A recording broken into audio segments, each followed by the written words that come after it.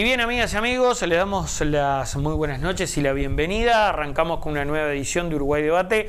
A nuestro lado tenemos a la contadora Daniela Barindelli, integrante del directorio del BPS. Vaya si habrá para hablar justamente sobre el Banco de Previsión Social. Barindelli, como siempre es un gusto recibirla en esta casa. Buenas noches y bienvenida. ¿Cómo está? Muy buenas noches, muchas gracias. El gusto es mío, como siempre es un placer estar acá, estar en Pando y estar compartiendo con la teleaudiencia de Uruguay Debate. Bueno, ha trabajado y bastante en lo que es el RENOA. El RENOA es el Registro Nacional de Obligados Alimentarios. ¿En qué consiste esto? Exactamente. ¿A qué se dedica esta unidad?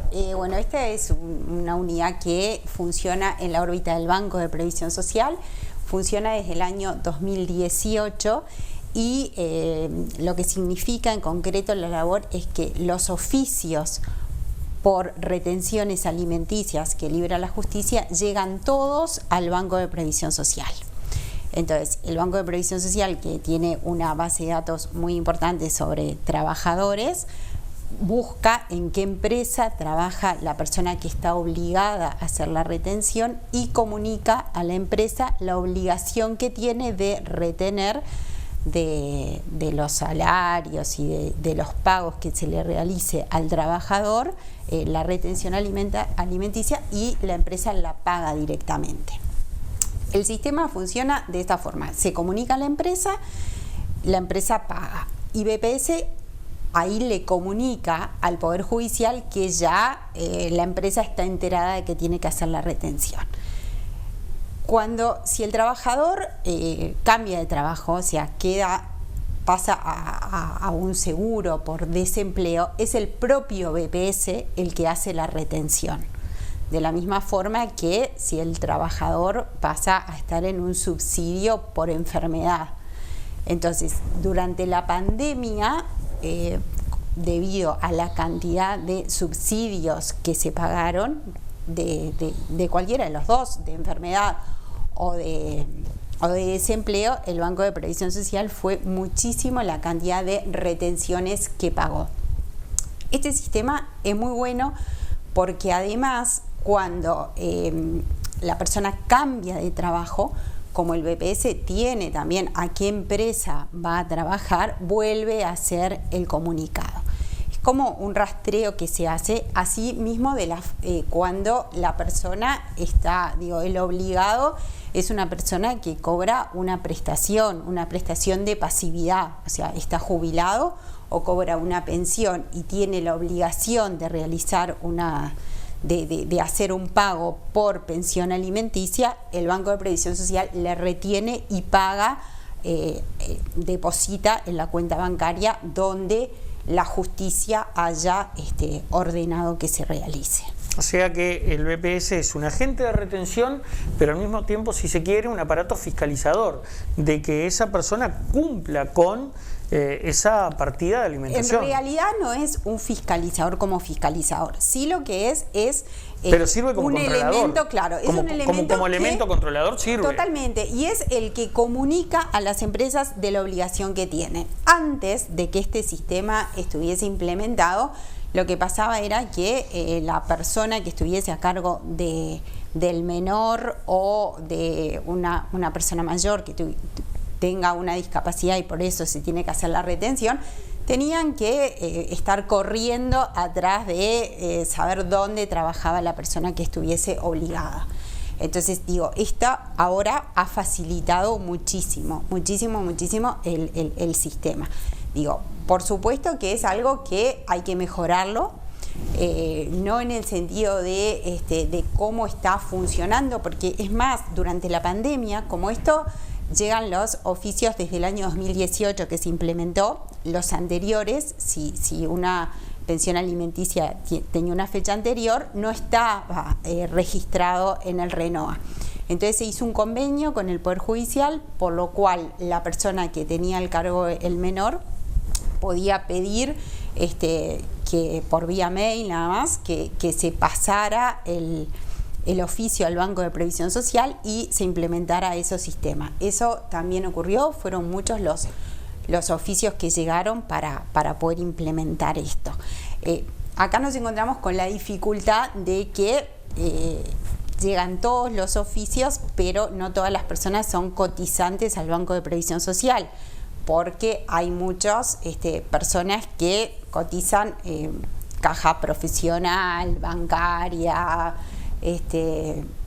notarial, o mismo las personas que militares y policías no están en la órbita del Banco de Previsión Social, y en ese sentido nosotros no podemos comunicar ni hacer nada.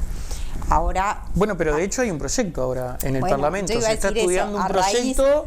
A raíz de eso, justamente, hicimos todas las gestiones y entró en la rendición de cuentas un proyecto para poder subsanar esto, y que también, que esas cajas funcionen para el Banco de Previsión Social como una empresa más. Entonces ahí nosotros poderles comunicar a ellas y que sigan el funcionamiento ¿Quién fue el que presentó el proyecto, Barindeli? A ver, esto fue un proyecto que a instancias de esto... ¿Del BPS? Sí, a instancias ¿Y quién del BPS, lo presentó en la rendición? Lo trabajé mucho, trabajamos mucho con los servicios del Banco de Previsión Social, porque hay un tema todo de la confidencialidad de los datos. Entonces no es fácil que los datos pasen de una caja, como comúnmente le decimos, a otra. Ahí estuvimos trabajando mucho con los servicios del Banco de Previsión Social, y bueno, y le pedimos a la coalición de gobierno que lo presentara. Bien. Hay un tema que tiene que ver con las empleadas domésticas. La pasada semana justamente sí, fue... el 19 exactamente, de agosto. Fue el día de estas trabajadoras. Y bueno, hay un índice que por allí no es el óptimo, digamos, pero por lo menos hay un número que se puede decir que es significativo en cuanto a empleadas que figuran en el BPS, aunque hay que continuar trabajando, decía usted, en un simposio que participó y en la cual formó parte, digamos, disertó respecto a la legalización, entre comillas, de estas trabajadoras, ¿no? O regularización, como quiera llamarle. Exactamente, justamente el 19 de agosto fue el Día del Trabajador Doméstico. Entonces, a raíz de eso, participamos de una conferencia de prensa exponiendo los datos reales y los datos que figuran en el Banco de Previsión Social. Y si bien ha aumentado mucho la formalización de estas trabajadoras, igual hay un número muy importante. Hablábamos de un 39% de personas que trabajan en el servicio doméstico, que la gran mayoría son mujeres, porque es un trabajo que está muy feminizado. Si bien hay hombres, es muy bajo el porcentaje de hombres. Y bueno, y hay un 39% de personas que trabajan en el servicio doméstico y que no cotizan al Banco de Previsión Social, porque el empleador no las tiene afiliadas. Esto lleva a un montón de problemas en la vida presente, que es lo que a mí me gusta dejar claro, porque son personas que no acceden a los distintos subsidios, subsidio de desempleo, subsidio de enfermedad, asignaciones familiares. Si tienen un accidente no están cubiertas por el Banco de Seguros del Estado, entre un montón de otros. Pero además es un problema para el futuro. Es un problema porque son años por los cuales no se aportó, y sabemos que después, a la hora de llegar a una jubilación, a la hora del retiro, eso pesa mucho. Entonces, si bien es verdad que existen mecanismos para poder reconocer esos años, es un proceso que es mucho más complicado y que tiene un montón de obstáculos. ¿Qué pasa con esa área que comprende micros y pequeños emprendimientos, la MIPYMES, ¿no? Sí. Que se dice que no tal vez en los primeros meses, pero después, cuando se acentuó la pandemia, ocurrió algo distinto a lo que se pensaba. Crecieron los micros y pequeños emprendimientos. ¿Eso es cierto, Barindeli? Bueno, a ver, es como una doble lectura, ¿no? Hay aquellos que ven el vaso medio lleno y hay aquellos que ven el vaso medio vacío. Eso pasa siempre y pasa en todos lados, y siempre dicen que las crisis pero transformó la matriz, transformó la matriz productiva del país. cerraron medianas y grandes y se acrecentó aquellos emprendimientos particulares o privados. O sea, ¿se puede ver eso en las gráficas, ese movimiento en la matriz? No se puede ver. No se puede ver que haya sido un movimiento tan así. Si bien sabemos de las dificultades que tienen y que han tenido determinados sectores y que hay otros sectores que se vieron favorecidos por la pandemia, digo, no está en los números registrados que hayan habido movimientos del tipo que recién se me presentaban. Digo, incluso lo vemos en cuanto a los subsidios de desempleo. O sea, hoy por hoy los subsidios de desempleo están bastante parados, o sea, parados en el sentido que la gráfica es uniforme. Igual estamos hablando de 76.000 personas que están haciendo uso del seguro de desempleo. Entonces vemos que es algo que tiende a bajar, que hubo un momento en que la curva fue pero muy grande, pero lo normal en tiempos anteriores a la pandemia eran cerca de 50.000 personas que estaban haciendo uso del seguro de desempleo. Barindelli, hacemos una pausa. ¿Cómo no? Tras la misma seguimos charlando, no se vayan, ya regresamos con más Uruguay Debate.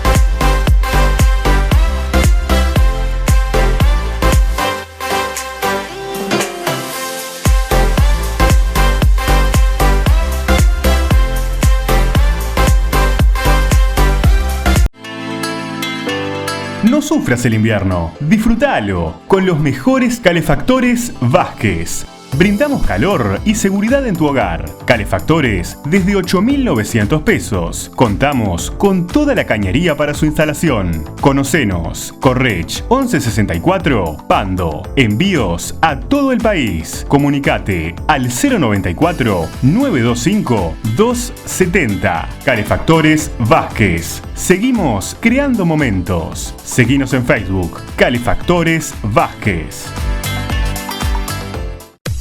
Empresa de ómnibus SAT crece para vos, brindándote cada día mejor servicio. Línea 5, Atlántida, Estación Atlántida. Línea 6, Pando, Parque del Plata, pasando por Empalme Olmos. Línea 7, Atlántida, Jauregui Berry. Y línea 8, Atlántida Soca. Informate más por el 43720034 o vía email a satsrl@hotmail.com. Aqua Pura, una elección inteligente con bajo contenido en sodio. Haga su pedido al 0800 2782 y se lo entregamos en la puerta de su casa, en Montevideo y Canelones.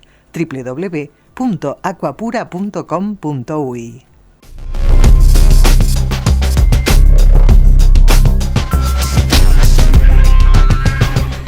Bueno, se viene una instancia significativa y además creo que lo bueno aquí para destacar es que es obligatoria, las elecciones del BPS, sí.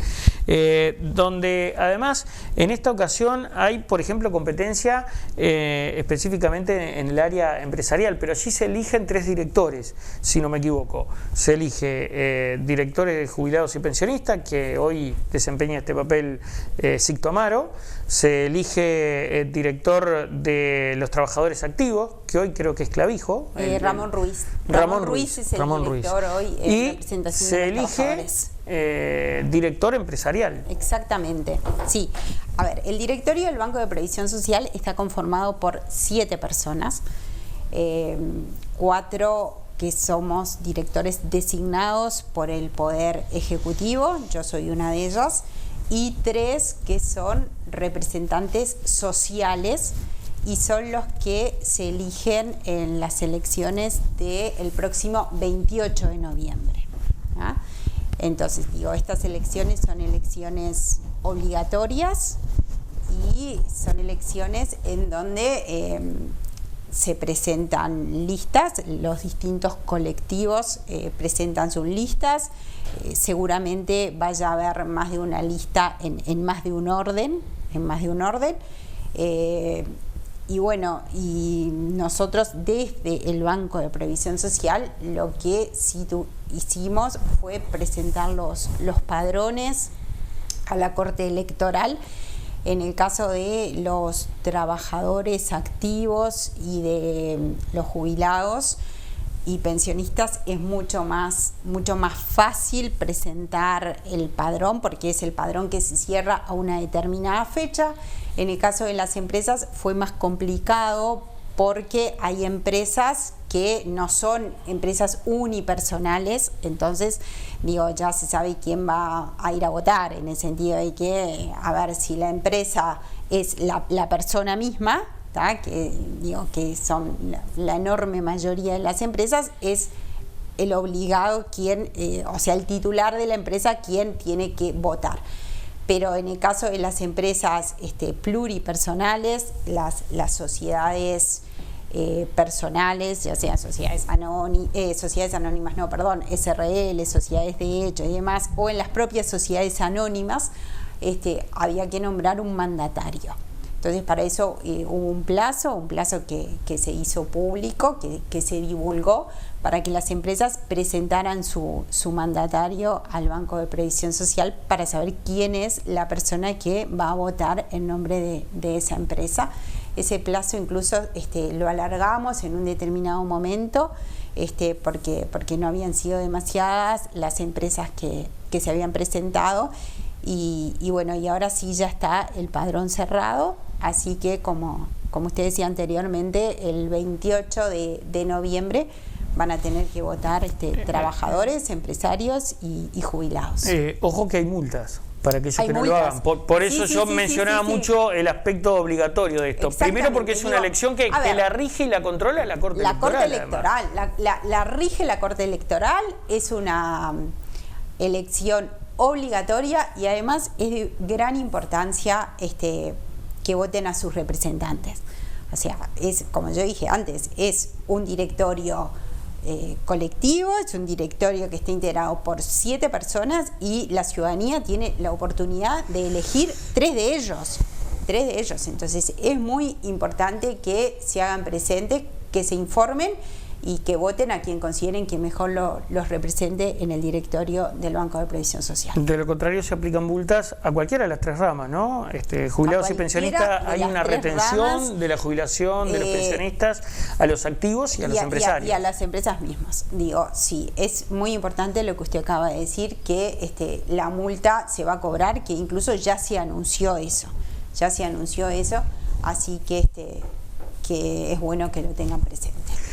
Todo un tema que por así no le compete específicamente a su área, pero usted forma parte del directorio del BPS, es el trabajo que viene desarrollando la comisión de expertos, ¿no? Donde bien. Si tenemos una mirada corta, a todos nos preocupa cuánto vamos a tener que trabajar, por ejemplo, los activos, ¿no? Y la incluye usted también, pero va más allá de eso. La discusión, si se quiere, primero es de orden mundial, porque en todos lados, en todos los países del mundo hay problemas con las políticas sociales. Y lo segundo, ¿a qué se va a aspirar o qué es lo que se está analizando allí en esa comisión de expertos, Barindeli? Bueno, a ver, el tema refiere directamente a una reforma en el sistema de seguridad social. Muchas veces las personas hablan comúnmente de la reforma del Banco de Previsión Social, y a mí me gusta aclarar eso. O sea, la reforma tiene que ser de todo el sistema de seguridad social, y acá me refiero al BPS, también las cajas que hice mención anteriormente, profesional, bancaria, notarial, el retiro, sanidad policial y militar, así como que también en nuestro sistema de seguridad social están involucradas las AFAPs y el propio Banco de Seguros del Estado, que es el que se encarga de pagar la renta vitalicia en el sistema de desahorro después de la jubilación. Entonces, el sistema implica todo eso. Y la ley de expertos, la comisión de expertos, que es una comisión que se votó en la ley de urgente consideración y que se puso a trabajar desde el año pasado y está conformada por 15 miembros, ellos ya hicieron el diagnóstico sobre el sistema y las fallas que el sistema tiene y que vivimos todos, y ahora lo que estamos esperando es que presente sus recomendaciones. Pidieron más plazo, el plazo ese ya había vencido para presentar las recomendaciones, o sea, presentaron extender el plazo antes que el plazo venciera. Creo que es a mediados del mes que viene que tienen que presentar las recomendaciones, y después sobre ello se va a discutir y seguramente se haga un proyecto de ley que va a ir al Parlamento y que después se definirá lo que usted decía de cómo va a quedar el régimen jubilatorio nuestro. Y bueno, y yo creo que a muchas personas les preocupa el tema de cuántos más años van a tener que trabajar. O sea, es la pregunta que hace todos. Digo, eso no está definido aún. Sí es claro que vivimos más. Por eso usted, yo creo que recién decía que era un problema mundial, porque lo que ha cambiado es demográficamente, digo, el Uruguay ha cambiado mucho. Nosotros tenemos una población muy envejecida, en lo cual, y que además vive más años. Antes la expectativa de vida era mucho menor a la actual. Entonces, digo, lo que las personas aportan durante su vida activa, después no va para cubrir la cantidad de años de retiro que corresponde. Además de que hay un montón de personas que no tienen durante su vida activa no tienen una historia laboral uniforme, digo, que existen las prestaciones que se ajustan al mínimo, digo, todo ese montón de cosas que hacen que el sistema, y que además hay muchas veces, digo, menos personas activas trabajando por esa cantidad de personas que están haciendo uso de sus prestaciones. O sea, cambió la conformación demográfica del Uruguay. Es un sistema que se está estudiando, porque los sistemas de seguridad social tienen que tener 3 características. Una es que llegue a la mayor cantidad de personas posibles, y en ese sentido el sistema nuestro llega a más del 95% de las personas mayores de 65 años tienen cobertura de seguridad social. Es un sistema que es sostenible en el sentido de suficiente, digamos, en el sentido de lo que son las prestaciones, que si bien sabemos que son insuficientes, en muchos casos cubren las necesidades básicas, y lo que tiene que ser es sostenible en el tiempo. Y bueno, y hoy por hoy es, digo, una de las cosas que se tiene que ver sin tocar las anteriores que dije, debido también al déficit que se ve y que se habla del sistema de previsión social. Indefectiblemente se va a tener que trabajar más. Eso seguramente es un hecho. Bueno, el BPS tiene un representante en la comisión, ¿no? El Banco de Previsión Social... Tiene un miembro informante, ¿no? No, nosotros no tenemos un miembro informante. Sí, el Banco de Previsión Social no integra la comisión de expertos. No la integra. Le juro que pensé que tenía una pata allí. No la integra. Sí, hay una directora, la directora Elvira Domínguez, que es representante por las empresas. Ella fue designada por la parte empresarial como miembro de la comisión de expertos, entonces pidió licencia en el directorio del Banco de Previsión Social, y desde ese momento, que fue a fines del año pasado, está su suplente integrando el directorio del Banco de Previsión Social, y ella integra la comisión de expertos en la seguridad social.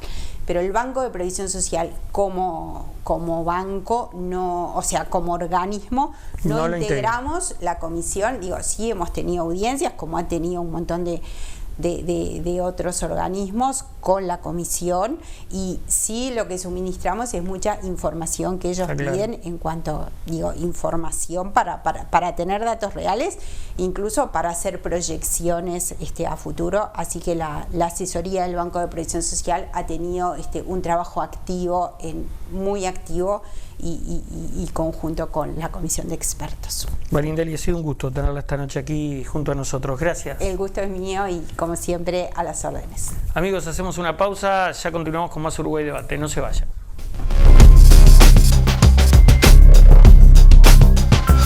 Aqua Pura, una elección inteligente con bajo contenido en sodio.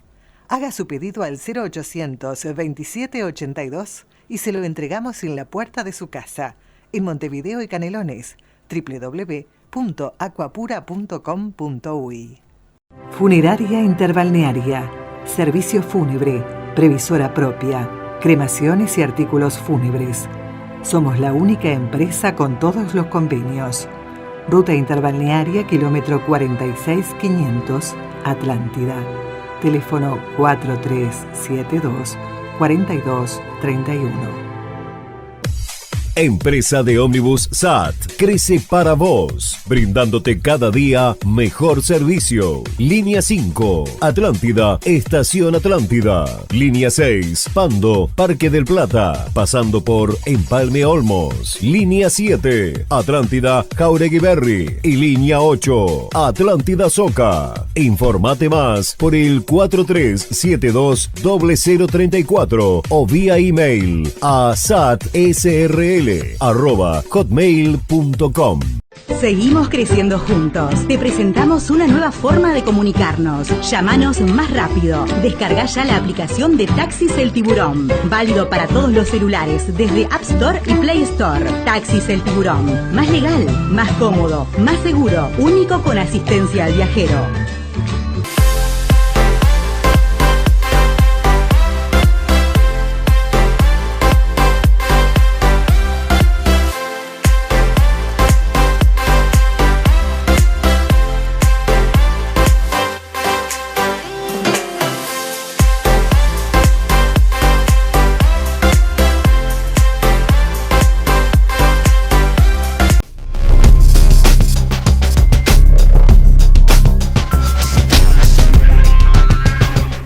Continuamos con más Uruguay Debate, amigas y amigos, y ahora tenemos el enorme gusto de darle la bienvenida a nuestra mesa de trabajo al diputado cabildante, canario él, este hombre de Cabildo Abierto, como decíamos, Álvaro Perrone, un amigo de la casa de Más Perrone. ¿Cómo le va? Buenas noches y bienvenido, ¿cómo está? Muy bien, y como siempre agradezco la invitación. Bueno, Perrone, lo he visto muy activo en redes, ha estado recorriendo diferentes puntos del departamento, pero previamente ha estado trabajando bastante en una jornada titánica, maratónica, 24 horas encerrados en el Parlamento, formando parte de la coalición y generando esta rendición de cuentas, donde Cabildo Abierto allí dejó expresamente planteadas ciertas inquietudes y también reformas, si se quiere, en este documento. Antes que nada, resuma la experiencia, ¿cómo fue vivir esas 24 horas de rendición de cuentas? La última noche, la verdad que yo nunca pensé vivir una jornada así en el Parlamento. Sí, fueron más de 24 horas sin parar de discusión en la Cámara, pero ya veníamos bastante agotados, porque la rendición de cuentas en sí fueron 45 días, donde yo me tomo una pausa para explicar qué es la rendición de cuentas. Está perfecto. A mí me ha pasado. Porque tal vez no todo el mundo entienda lo que es. O sabe pero se puede definir como, en realidad, un ordenamiento de gastos. Exactamente. Es eso. A ver, es lo que va a gastar el gobierno en esto que queda de su gobierno, justamente, y en qué rubros. En realidad es rendir cuenta, en este caso, de lo que se hizo en el año 2020 y a su vez proyectar lo que se va a hacer en 2021. Pero no todo tiene que ver con dinero. También vienen en una rendición de cuenta, al igual que cuando se habla del presupuesto. Cuando se habla del presupuesto parece que todo tuviese que ver con números, y no. Vienen modificaciones de leyes, vienen artículos que se incluyen, viene desde un artículo de los más pesados, como es la asignación de los 50 millones de dólares por año para la atención a la primera infancia, hasta donde viene un artículo que cambia una palabra y cambia una coma, porque eso influye en determinadas cuestiones que tienen que ver, como por ejemplo la compra del Estado. Entonces es de lo más diverso. Entonces a mí me gusta explicar, porque a mí me han preguntado: che, Álvaro, te vemos en las redes que subí la foto, la rendición de cuenta, tantos días metido ahí adentro, ¿de qué se trata? Entonces yo aprovecho, porque de repente hay gente que nos está mirando y dicen otra vez con la rendición de cuenta, y no queda muy claro lo que es. Bueno, en definitiva es eso.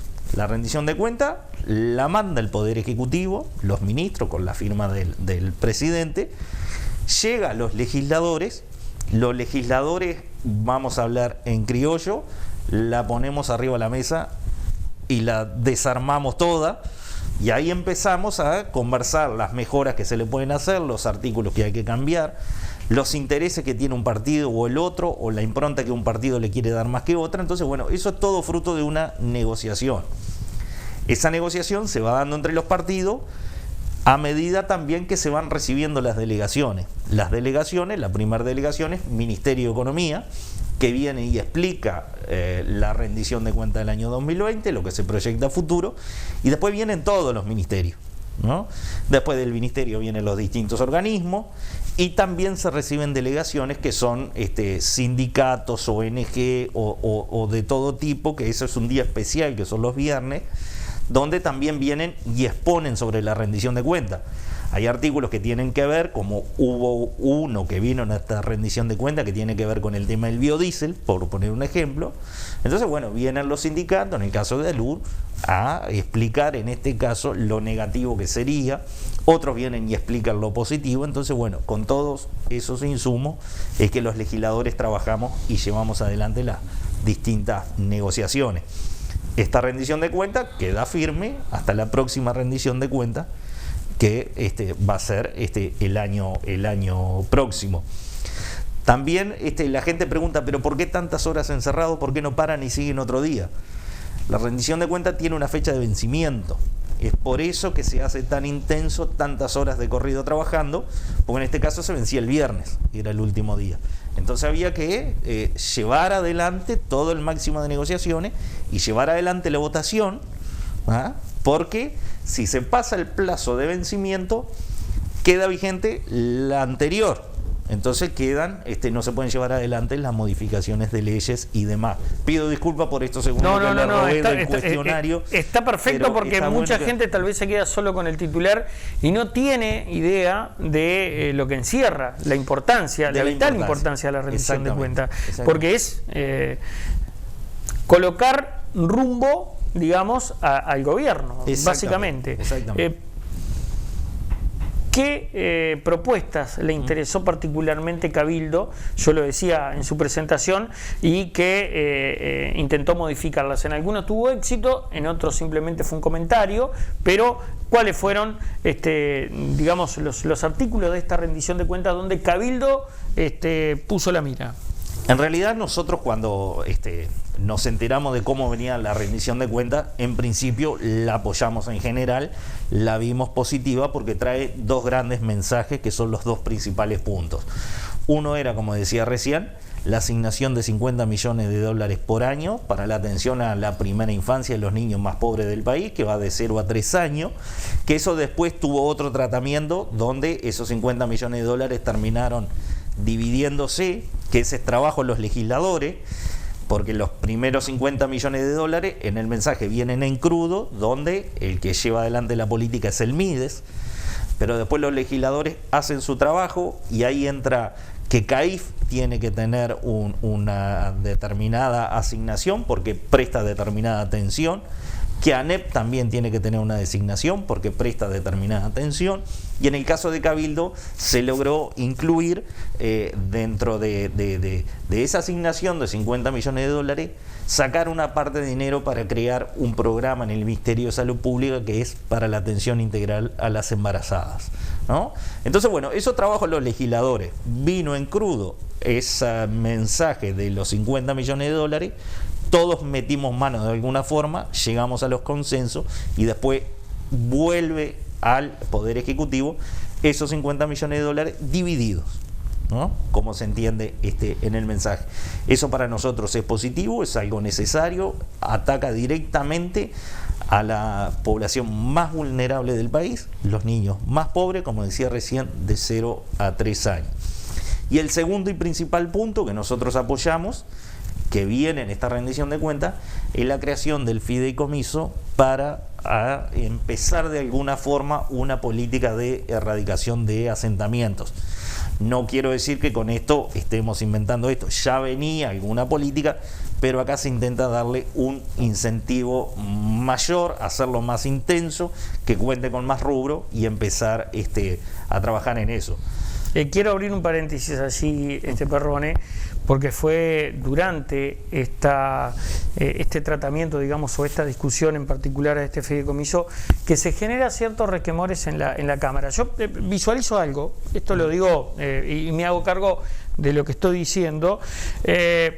Yo creo que aquellos que deberían predicar con el ejemplo están haciendo todo lo contrario. No se llegó a insultos, pero sí se elevó la voz varias veces en la Cámara Alta, en el Senado. Bueno, allí Andrade, Argimón, el propio Heber, Sánchez. Y después en la Cámara Baja, esta repercusión, ¿no? Donde el LRT hace cierta alusión a un Ocupa. Después la bancada Frente Amplista y en particular el MPP se levanta y pretende agredir al LRT. ¿Qué está pasando, Perrone? No, ahí tengo que ser justo con esa discusión y faltó un paso primero, que es que desde el Frente Amplio se hace una acusación a la familia del LRT y él después responde. En este caso no fue el LRT bueno, que ok, dio, antes pasó eso. Digo, yo acá no estoy buscando ni víctima ni victimario, ni responsables, ni... Lo que estoy diciendo es, no tendría que haber ese tipo de agresiones, no tendrían que existir ese tipo de agresiones. Si estamos hablando de que no queremos grieta, ¿no? No, con esto lo que hacemos es profundizarlo. A ver, hay cosas que yo hoy de mañana lo decía en otra nota. Hay ingredientes que hoy llevan a que la discusión se ponga más tensa o que tome más temperatura que antes no existía. ¿Qué? Que son las redes sociales. Puede ser, sí. ¿Por qué? Porque hoy, mientras estamos en la discusión en la Cámara, ya cuando se dio ese incidente, yo no sé si llevaríamos 15 o 16 horas encerrados ahí, hay algún legislador que escribe algo, publica un Twitter, atacando directamente a otro legislador, en donde estamos en la misma sala. Entonces eso se sale de la discusión que se está dando adentro del ámbito que se tiene que dar la discusión. Ese Twitter lo levanta un medio de prensa, el legislador lo ve, mira para su costado, ve que otro lo escribió, la temperatura se levanta, quiere dar la respuesta en la Cámara y no responder de la misma forma por Twitter. Hubieron publicaciones de Twitter de muy bajo nivel que van camino a un asunto político que ya está sobrevolando de que lo van a plantear. ¿Ah, sí? ¿En serio? Sí, sí. ¿A qué se refiere? ¿Cuál es el episodio en concreto? Bueno, hay un Twitter de la diputada del Partido Comunista, Melgar, atacando al Partido Independiente y al diputado Iván Posada. Que lo trata de alcahuete del fascismo. Algo así, exactamente, algo así, no, así directamente. Y bueno, el Partido Independiente se sintió muy agredido con eso. Porque una cosa es tener la discusión ahí sobre las propuestas de uno, lo positivo que uno propone, lo positivo que uno vota, la negativa del otro, el por qué está mal. Eso es la política. Bueno, y otra cosa es una discusión, si se quiere, vía Twitter, pero personal. Usted la tuvo con Da Silva. Sin ir más lejos. Pero no estábamos fue un mano a mano. Fue un mano a mano, pero no estábamos en la discusión en la Cámara. Entonces, bueno, ahí la discusión en la Cámara, a ver, no compartimos, no apoyamos todo lo que pasó. La bancada de Cabildo Abierto, si bien hubo una agresión, la bancada de Cabildo Abierto se quedó en su lugar, se pidió cuarto intermedio, fuimos a una reunión donde se negoció, fui yo por Cabildo Abierto a negociar cómo se seguía la discusión esa noche. Entonces dijimos, bueno, ahí se llegó a un acuerdo, las alusiones las responde un legislador por partido, pero yo tengo que destacar la actitud de nuestros compañeros de bancada, que todos dijeron, esto es un bochorno, y los 11 diputados nos quedamos sentados en nuestras bancas porque entendíamos que eso no le suma a nadie, y no le suma a la Cámara, a la imagen política, y no le suma a los de afuera que están esperando soluciones de nuestra parte. Eso yo lo dije en Cámara cuando retomamos la discusión. Me consta, por eso se lo preguntaba. Por eso se lo preguntaba. ¿Estamos lejos de cerrar la grieta con este tipo de actitudes o de conductas también? Sí, la discusión sobre la rendición y sobre aspectos que tenía que ver justamente con esto de los asentamientos, se cruzó una línea, se fue al ámbito personal, cruce de acusaciones, que yo no puedo afirmar ni que sean ciertas o que sean de las otras, se dieron, no las compartimos, no las apoyamos. Pero bueno, eso de tantas horas en el encierro, las redes sociales hacen su trabajo, y lamentablemente terminamos en estas cosas. Bueno, usted decía, la parte más importante de esta rendición de cuentas, entonces, Perrone, tiene que ver con lo destinado en términos económicos a la infancia y lo destinado en términos de asentamientos para la recuperación de los mismos, regularización de los mismos. Exactamente. Básicamente eso. ¿En eso lo sintetiza o lo resume? Esos son los dos principales puntos. Hay otro punto importante que si me da unos segundos lo quiero tratar.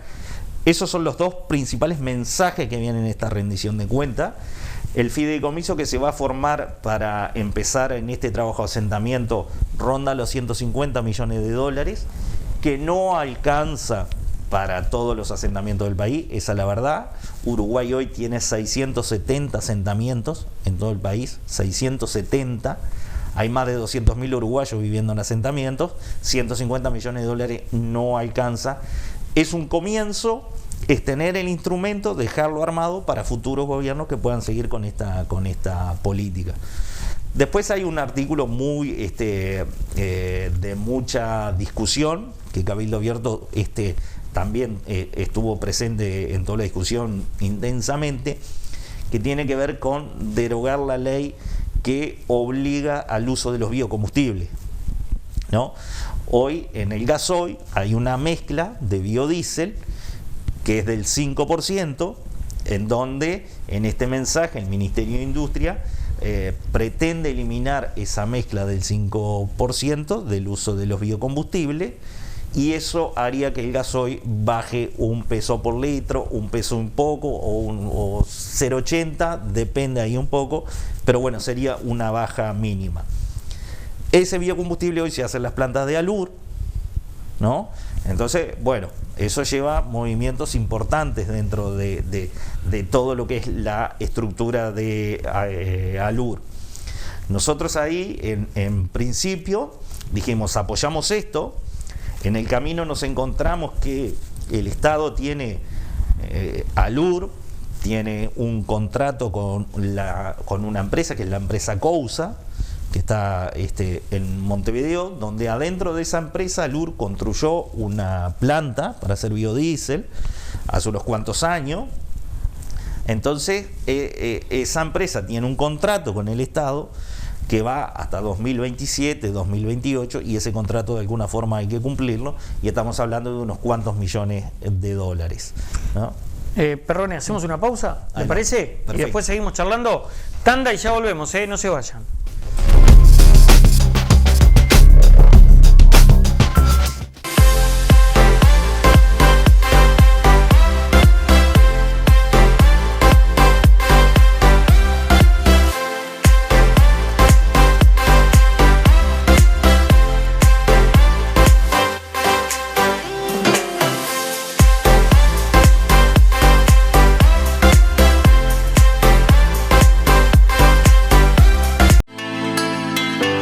No sufras el invierno, disfrútalo con los mejores calefactores Vázquez.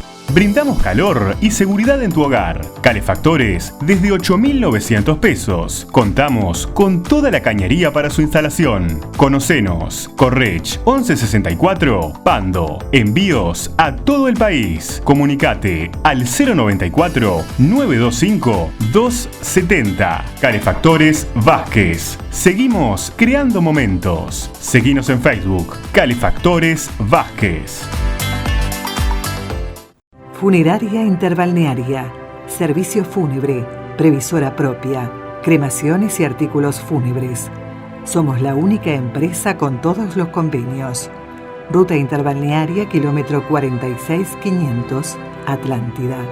Teléfono 4372-4231. Empresa de ómnibus SAT crece para vos, brindándote cada día mejor servicio. Línea 5, Atlántida, Estación Atlántida. Línea 6, Pando, Parque del Plata, pasando por Empalme Olmos. Línea 7, Atlántida, Jauregui Berry. Y línea 8, Atlántida Soca. Informate más por el 4372-0034 o vía email a satsrl@hotmail.com. Seguimos creciendo juntos. Te presentamos una nueva forma de comunicarnos. Llámanos más rápido. Descarga ya la aplicación de Taxis El Tiburón. Válido para todos los celulares, desde App Store y Play Store. Taxis El Tiburón. Más legal, más cómodo, más seguro. Único con asistencia al viajero.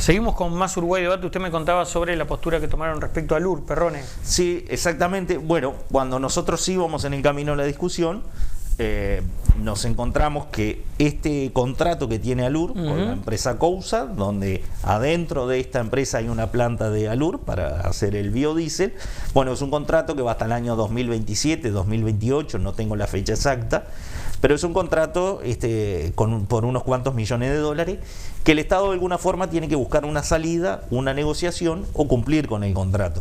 De lo contrario hay juicio. Si se rescinde unilateralmente hay juicio, eso seguro. Algo va... Y ustedes visualizan ahí... Bueno, en realidad nosotros no visualizamos. Yo creo que la empresa está en forma positiva a buscar alguna salida, a buscar la mejor salida para todas las partes. Lo que sí, nosotros le pedimos al ministro de Industria que avancen las negociaciones para que nos dé garantía. Nosotros la pedimos desde Cabildo Abierto, pero para que le dé garantías al Estado de que no vamos a tener juicios a futuro como el caso Pluna, que siguen cayendo cosas. Claro. Entonces, bueno, esa fue una de los puntos donde sí hubo mucha comunicación, mucha reunión, se dio discusión dentro del oficialismo también, y bueno, es otro de los puntos que estuvo más arriba de la mesa en la discusión. ¿Qué pasa con Cotton Ney? Bien, pudimos... ¿Por qué uno visualiza ahora, una vez que se instaló la discusión, de que Cabildo hace el juego de la oposición dentro de la coalición? Bueno, me lo han dicho. ¿Por qué ¿por qué no lo rechazaron oportunamente cuando se firmó el acuerdo? Bueno, y sí ahora, Perrone. Ahí hay una declaración muy clara de Cabildo Abierto, que Cabildo Abierto nunca se enteró de la firma. Eso se dijo en la comisión, se dijo en la prensa. Bueno, eso es un detalle importante. Interpelación, sí, claro. Y bueno, es de alguna forma la preocupación de Cabildo, y se dijo en todos los ámbitos. Se dijo en el ámbito íntimo de la coalición de gobierno, se dijo en la interpelación, que lo dijo el senador Domenech, está en acta, y bueno, y se ha dicho públicamente en la prensa también. Habían varias preocupaciones de Cabildo en esto, y en la interpelación Cabildo Abierto logra dar un paso importante para el país. Una de las preocupaciones era qué pasa si esta empresa mañana decide vender las acciones y llega a algún otro con otros intereses y se puede hacer de esto del puerto. Bueno, ¿no? pero lo que sucede es que ahora el daño le iba a decir, es lo que se dice habitualmente, el daño está hecho, pero no, lo que sucede es que ahora el acuerdo está cerrado y pasa lo mismo que con Alur. Si el Uruguay o el gobierno da marcha atrás, la rescisión unilateral de ese acuerdo nos va a costar el acuerdo está, millones de dólares. Usted ponía como ejemplo Pluna, va a pasar lo mismo ahora. El acuerdo está cerrado. Hay una impronta del puerto a ser el principal puerto en la región. Hay una explicación del puerto y del Ministerio de Transporte en cuanto tiene que ver a los tamaños de los buques de las principales navieras. Entonces, si el puerto no toma estas medidas de llevar adelante el calado, de llegar a los 14 metros, de tener una playa de contenedores grande, eso haría que los grandes buques no vengan a Montevideo y terminaría en puerto de Brasil, en este caso no de Argentina, pero sí de Brasil, porque Argentina tiene el mismo problema del calado que Uruguay. Entonces, bueno, entendimos la explicación del negocio que quiere llevar adelante el puerto. Cabildo Abierto hubiese preferido que la negociación fuera por menos años, pero bueno, ya hay otros ejemplos que lo hizo el Frente Amplio, que fue el caso de aeropuertos, que los aeropuertos también se fueron hasta 50 años, Cabildo Abierto estuvo en contra, que eso se votó, que lo votó Frente Amplio con Partido Nacional, no hace mucho. Nuevamente, Cabildo Abierto hubiese querido menos cantidad de años, pero bueno, la inversión, los ejemplos en el mundo van más de esa cantidad de años, llegan hasta 75 años por las inversiones que se hacen. Otra preocupación de Cabildo era, bueno, hay una promesa de inversión de 450 millones de dólares. Una cosa es que en esta etapa de pandemia que el país necesita trabajo, necesita salir de la recesión, que los 400 millones de dólares, 450, se inviertan rápidamente, otra cosa que se inviertan en los 50 años. Es muy distinto. Entonces, bueno, está el compromiso de que los 450 millones de dólares se invierten en 5 años. Entonces, bueno, eso genera movimiento, mano de obra, ayuda a salir de todo esto de la pandemia. Y lo otro es que se logró incluir en la declaratoria de apoyo al ministro, en la interpelación, es el punto número 3, de que si mañana esa empresa va a vender, sí o sí tenga que pasar por la aprobación del Estado, del Ejecutivo, del Legislativo, ¿no? Que no se pueda vender y pueda venir cualquiera a comprar y termina haciendo cualquier cosa. El Estado lo tiene que autorizar. Como integrante, como miembro de esta coalición, ¿cómo visualiza la salida de Cardoso, la designación de Tabaré Viera, donde parece ser que el que manda aquí es Sanguinetti y no Lacalle Pou? ¿Qué visión tiene sobre esas idas y vueltas del Partido Colorado? Perrone. Yo no tengo dudas del mando del presidente. Sí es un tema interno del Partido Colorado. Acá hay una cosa que hay que dejar siempre en claro y siempre lo tenemos que estar aclarando. Esta es una coalición de gobierno y no una fusión de partidos. Son cosas distintas. Entonces, bueno, todos los partidos tienen su interna. Esto es parte de una interna del Partido Colorado, en el cual yo no voy a opinar, no me voy a meter. El Partido Colorado tiene su forma de designación de ministro, correspondía a un sector, se anunció sí en la casa del presidente Sanguinetti. Tabaré Viera tiene gestión probada, OCE, intendente de Rivera, varios años de legislador, no es nuevo en esto. Nosotros le deseamos lo mejor a Tabaré Viera porque es lo mejor para el país. Tiene una tarea dura, que es que se llega a la temporada y tiene que hacer el máximo los esfuerzos para poder tener un turismo que empiece a recuperar fuentes de trabajo y que sea que llegue el ingreso de divisa que tenemos todos los veranos en Uruguay. Así que tiene una tarea compleja, pero confiamos en él. ¿Ha conversado con Salinas últimamente? Últimamente, última mesa política que nos reunimos. Cabildo Abierto tiene una mesa política de los 11 diputados, los 3 senadores y los 2 ministros.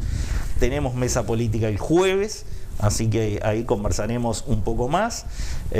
Son alentadores los números de Salinas, lo digo porque lo manejan las encuestas, ¿no? Sí, ¿Se puede hoy visualizar como la principal figura cabildante? Son alentadores. Se nos ha hecho muchas preguntas políticas sobre el futuro político de Salinas. Yo alguna expresión he hecho, pero bueno, no estamos en tiempos electorales. A Salinas hay que dejarlo trabajar al frente del ministerio y el futuro dirá a dónde llega Salinas y a dónde quiere ir Salinas. Bueno, pero a ver, está bien, yo entiendo lo que usted me dice, sería hacer futurismo político, pero en realidad todos hacen política, ¿no?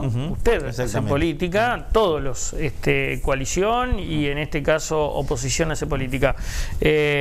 Ha estado recorriendo intensamente Canelones. ¿Por qué motivos? ¿Dónde ha estado? ¿Y haciendo qué? No, bueno, yo soy legislador por Canelones, si bien soy un representante nacional, pero lo recorrí a Canelones antes de ser legislador, más lo recorro ahora siendo legislador. Muchas veces llamado de vecino, otras veces son actividades en conjunto, como se hizo con la Intendencia y con el Ministerio de Turismo el viernes pasado. Nosotros tenemos la obligación de estar en el máximo cantidad de lugares en donde los vecinos nos llaman y dando alguna respuesta o llevando adelante alguna gestión que de repente por ahí las autoridades encerrados en Montevideo no conocen. Y bueno, el trabajo del legislador es ir, golpear la puerta y decirle: che, tenemos tal situación en tal lado, necesitamos que se acerquen o que la conozcan. ¿Hay algo en particular que lo inquieta? No, bueno, a ver, con toda esta movida de los asentamientos, sí, en Canelones tenemos muchos asentamientos y tenemos que empezar a trabajar ahí y estar un poco en el conocimiento de las situaciones de cada uno. ¿Qué quiero decir con esto? A mí me preguntaban, bueno, pero cuando se forme este fideicomiso, ¿por dónde se empieza? Y bueno, entiendo que se va a empezar por las situaciones más vulnerables, donde la están pasando peor. Y después hay información que hay que ir recabando, como por ejemplo, si el asentamiento está en un terreno municipal, si está en un terreno de AFE, que se dan mucho, si está en un terreno privado, si ese terreno privado tiene reclamos. Bueno, todo eso hay que ir conversándolo, porque los vecinos nos llaman. A mí trato de responder todo. Agustín, mi secretario, me da una mano, pero a los legisladores me llegan mensajes por WhatsApp, ¿no? Que los números son fácilmente, nosotros tenemos el teléfono abierto, yo nunca cambié mi número. Nos llegan mensajes por Instagram, nos llegan mensajes por Messenger y mensajes por Facebook y mensajes por Twitter. Entonces, todo el mundo busca la forma de llegar al legislador para intentar encontrar... ¿Qué pide la gente? De todo, de lo más variado, de lo más variado. Lo más variado. Por ejemplo, desde ¿qué es lo que piden? Desde cortes de agua, trabajo, seguridad, iluminación en las calles, ruidos molestos, el camión de la garrafa que pasa con la sirena. Tengo esos reclamos, no le estoy mintiendo, y si quiere de fuera de cámara se lo puedo mostrar, pero me llegó, causa gracia. Pero sí, tengo unos vecinos que me reclaman que pasa el camión de la garrafa con la sirena muy fuerte, a ver qué se puede hacer con la intendencia y algún tipo de ruido molesto. Todo eso llegan los mensajes. Yo creo que no sé si se podrán conservar, pero algunos días pienso, che, cuando uno no esté en la actividad política, hay que hacer un libro, me voy a dedicar a recordar anécdotas, a repasar un anecdotario, mirando esos mensajes, pero son de los más variados. Reclamo de las policlínicas, reclamo de que faltan medicamentos, después uno va y resulta que los medicamentos están. Entonces, también hay veces que llegan reclamos por la facilidad del acceso, que cuando uno va y las contactas no son reales. Pero bueno, es el trabajo de ir y estar y dar una respuesta. Perrone, ha sido un gusto como siempre charlar esta noche con usted. El gusto es mío como siempre. Amigas y amigos, para ustedes también, gracias por la compañía, será hasta la próxima, que pasen bien, chao.